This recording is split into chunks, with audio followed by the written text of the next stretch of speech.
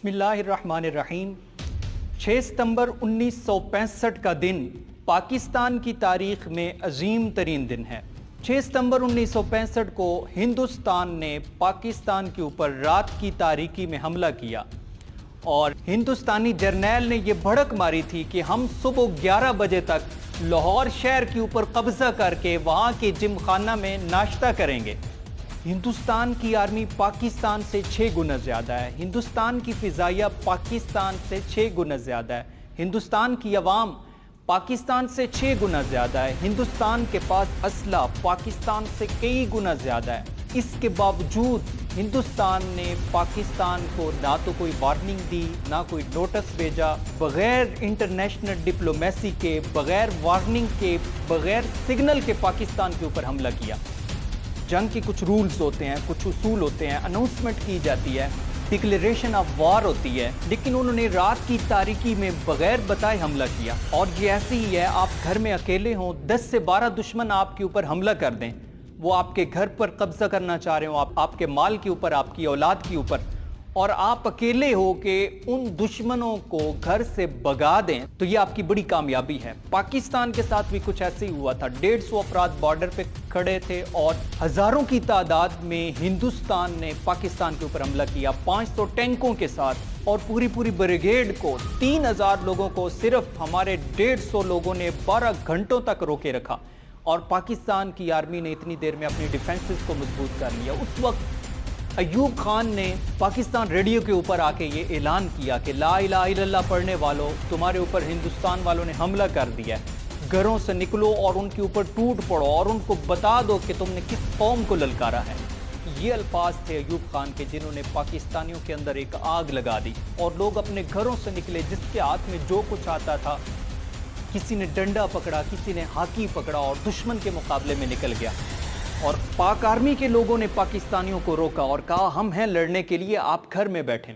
और पाकिस्तानियों का ऐसा जज्बा था उस वक्त, पाकिस्तानी अपनी छतों पर खड़े थे और दुश्मन का जो टैंक लाहौर में दाखिल होता, औरतें ऊपर से लानतें बरसाती, ऊपर से जूते फेंकती उनके ऊपर। आज अगर T20 का इंडिया के साथ मैच हो तो पाकिस्तानियों के जज्बात देखने वाले होते हैं, लेकिन वो तो ओरिजिनल लड़ाई थी, वो तो असल लड़ाई थी। उस वक्त पाकिस्तानियों के जज्बात क्या थे? आर्मी के लोग जब वापस सप्लाई लेने के लिए शहर में आते थे तो लोग ज़बरदस्ती फल उनकी गाड़ियों में फेंकते थे, बिस्किट उनकी गाड़ियों में फेंकते थे। इवन दुकान वाले उनसे पैसे नहीं लेते थे, और वो अगर इसरार करते तो दुकान वाले रो पड़ते कि हमारी तौहीन मत करो, तुम हमारे लिए बॉर्डर पे गोलियां खा रहे हो और हम तुमसे पैसे वसूल करें। ऐसे जज्बात थे उस वक्त पाकिस्तानी। इवन के जो कैदी थे, कैद खानों में थे, उन्होंने अपना ब्लड डोनेट करना शुरू कर दिया जख्मियों के लिए। उन्होंने तौबा कर ली अपने गुनाहों से, और 17 दिन तक ये लड़ाई जारी रही। उन 17 दिनों में ना तो किसी ने कोई रिश्वत ली, ना कोई चोरी हुई, ना कोई डकैती हुई। पूरी उम्मत ने तौबा कर ली अपने गुनाहों से। इसी जज्बे की बदौलत फिर अल्लाह ताला ने पाकिस्तानियों की मदद की। किस तरह से मदद की, आइए आपको बताते हैं।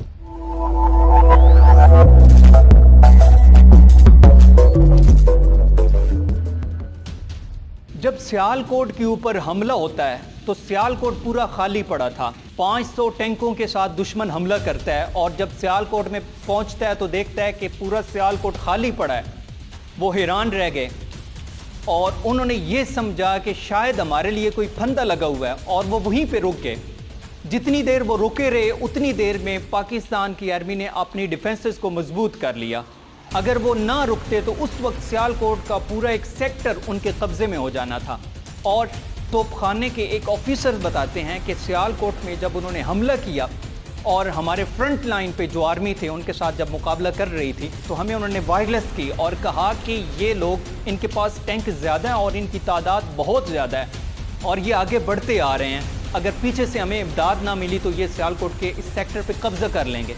तो तोपखाने के ऑफिसर बताते हैं कि जब हमने अपनी तोपों का रुख सीधा किया तो जहाँ तक हमारी तोपों की रेंज थी, जहाँ पे गोला गिरना था, उससे 3 किलोमीटर आगे दुश्मन था।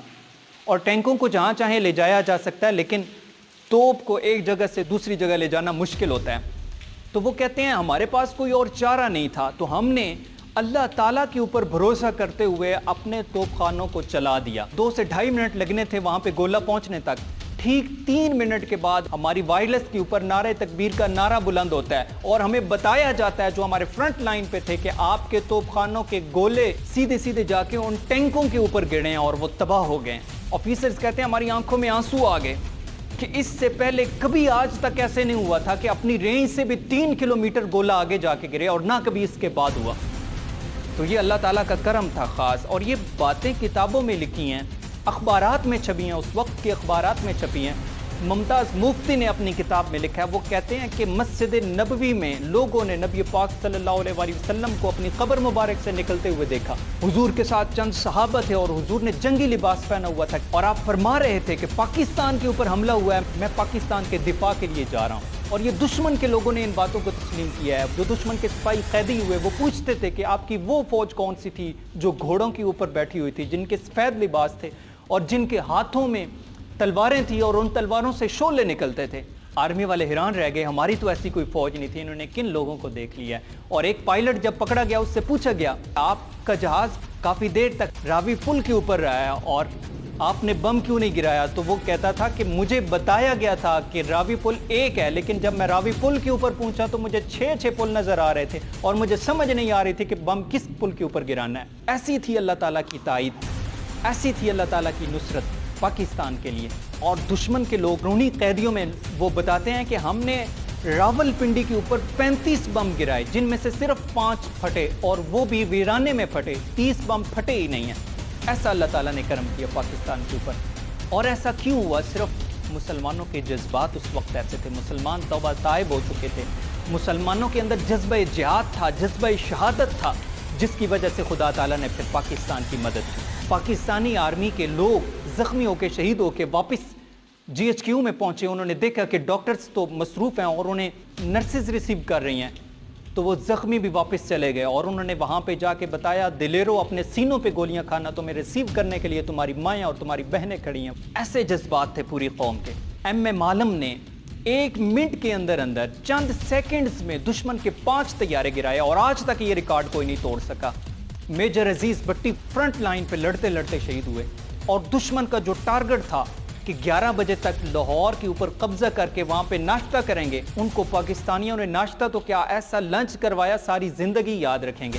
اور انہوں نے لاہور پہ کیا قبضہ کرنا تھا، پاکستانیوں نے انڈیا کے کئی علاقوں پہ جا کے قبضہ کر لیا. اس 1965 کی جنگ سے جو پاکستان کا امیج دنیا کے سامنے آیا، پوری دنیا کے سامنے پاکستان نے اپنی جرت کا، اپنی بہادری کا لوا منوایا اور پوری دنیا نے مانا پاکستان کی جرت کو، پاکستان کی بہادری کو، پاکستان کے جذبے کو، پاکستانی لوگوں کے ایمان کو.